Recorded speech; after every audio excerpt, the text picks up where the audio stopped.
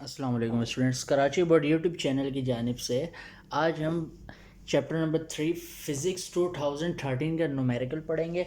तो सबसे पहले न्यूमेरिकल देख लेते हैं हम। A stone is drop from the peak of a hill, यानी एक स्टोन है, ऊपर से वो गिर रहा है, ठीक है। It covers distance of 30 metres, यानी वहाँ से ऊपर जब गिर रहा है और नीचे ज़मीन तक, तो वो कितना फासला तय कर रहा है, 30 मीटर्स का, in the last second of its motion, ठीक है। Find the height of the peak, यानी आपने क्या करना है, हाइट मालूम करनी है। तो अब आपने देखा, सिंपल इसको समझने के लिए एक हम डायग्राम बनाते हैं, ठीक है। ये आपके पास स्टोन है, यहाँ से ये यहाँ तक आपका गिर गया स्टोन, ठीक है। अब ये जो है हमारे पास, हम बोलेंगे भाई जब ये ज़मीन पे अगर गिरेगा तो हम बोलेंगे इसने टाइम टी कवर किया। इससे ऊपर आएगा तो हम बोलेंगे t-1, इससे ऊपर t-2, ऊपर आते जाएंगे t-3, और यहाँ से ऊपर आएंगे t-4, ठीक है। अब वो कह रहे हैं कि आपके पास जो हाइट है, टोटल हाइट वो कितनी है, यहाँ से लेकर जो यहाँ तक है, टोटल हाइट को हम ज़ाहिर करते हैं h से और नीचे t लिख देते हैं, ठीक है। यानी ज़मीन तक अगर आ जाएगा तो ये टाइम हो गया और ये हाइट हो गई। और इसी तरीके से स्टोन जो है वो यहाँ से लेकर यहाँ तक है, यानी लास्ट सेकंड इसका यहाँ तक बनता है ना। तो स्टोन यहाँ ऊपर से लेकर यहाँ तक गिरा है, तो हम बोलेंगे ये जो हाइट है ये कौन सी वाली है, t-1 वाली हाइट है, ठीक है। और अगर ज़मीन पे गिरेगा तो पूरी क्या होगी, हम हाइट ये लेंगे। अब वो मैं कह रहा है कि जो ये वाली हाइट है ये कितनी है, तो ये हाइट कैसे निकालेंगे हम, सिंपल वो मैं आपको बताता हूँ न्यूमेरिकल में। तो आपने सिंपल देख लिया भाई, जब भी कोई चीज़ ऊपर से ड्रॉप होती है तो उसकी इनिशियल वेलोसिटी 0, जी की वैल्यू 9.8 मीटर पर सेकंड स्क्वायर। अब जो हाइट है वो 30 मीटर्स है। 30 मीटर्स जो है वो आप कैसे निकालेंगे, सिंपल जो HT है उसमें से माइनस कर देंगे किसको, HT-1 को, तो ये आपके पास क्या है, ये हाइट है, ठीक है। अब आपने सिंपल, आपने तो मालूम करना है HT, तो HT आपने लिख दिया यहाँ पर रिक्वायर्ड में। अब आपने देखा भाई जब आपके पास टाइम कितना होगा, जो टाइम होगा वो t सेकेंड्स होगा। टाइम क्योंकि गिवन नहीं है तो उसको हल करने का, सॉल्व करने का यही तरीक़ेकार है।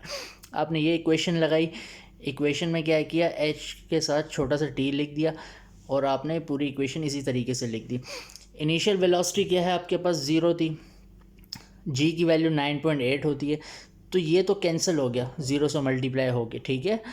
अब जब आपने इसको मल्टीप्लाई की, इसकी कैलकुलेशन की, तो आपके पास जो है, इसको हम छोड़ देते हैं, हमारे पास जो आया 4.9 t², इसको इक्वेशन नंबर 1 का नाम दे दिया।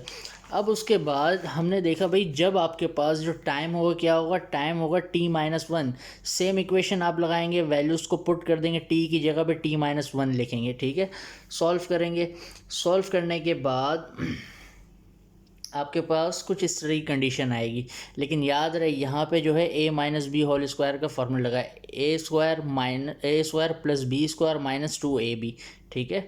सॉल्व करेंगे तो ये 4.9 है। 4.9 को आपने क्या किया, ये 4.9 इससे भी मल्टीप्लाई होगा, इससे भी, और लास्ट वाले से भी मल्टीप्लाई होगा, तो इस तरह के यानी कि एक शक्ल बन जाएगी इसकी। अब आपने देखा कि हमारे पास जो था HT-1, ठीक है। अब आपने ये तो लिख लिया, फिर उसके बाद जो था आपके पास ये कितना था, ये था 4.9 t²। यहाँ पे HT की जगह पे HT की वैल्यू लिख दी, माइनस डाला आपने, और HT-1 क्या है, ये रहा, HT-1 ये रहा, तो आपने कर दिया। अब ये माइनस का साइन इन सब से मल्टीप्लाई होगा, ठीक है। तो मल्टीप्लाई होने के बाद ये माइनस की वैल्यू है और ये प्लस की वैल्यू, दोनों आपस में क्या होगी, कैंसिल होगी, कैंसिल हो गई। फिर उसके बाद 4.9 माइनस का इक्वल के उस साइड पे आके ये प्लस हो जाएगा, दोनों को ऐड करेंगे 34.9 आ जाएगा, ठीक है। अब यहाँ पे जो है टी क्या हो रहा है 9.8 के साथ मल्टीप्लाई हो रहा है, उधर आके डिवाइड हो जाएगा। जब आप इसको हल करेंगे तो आपके पास आंसर आ जाएगा 3.56 सेकेंड्स। अब आपने जो इक्वेशन जिसको नाम दिया था इक्वेशन नंबर 1 का, आपने क्या किया, टी की वैल्यू उसमें पुट कर दी, h t equal 4.9 multiply t square था, तो आपने क्या किया 3.56 लिखा और उसके ऊपर स्क्वायर डाल दिया। स्क्वायर लेने के बाद इसको मल्टीप्लाई करेंगे तो आपके पास जो है टोटल हाइट कितनी आ जाएगी 62.1 मीटर्स की। और अब आप एक हेडिंग डालेंगे रिजल्ट की, the height of the peak is 62.1 metres. ये आपका फाइनल आंसर आ जाएगा। आई होप आपको समझ में आएगा। वीडियो को लाइक करें, शेयर करें और चैनल को सब्सक्राइब करिएगा।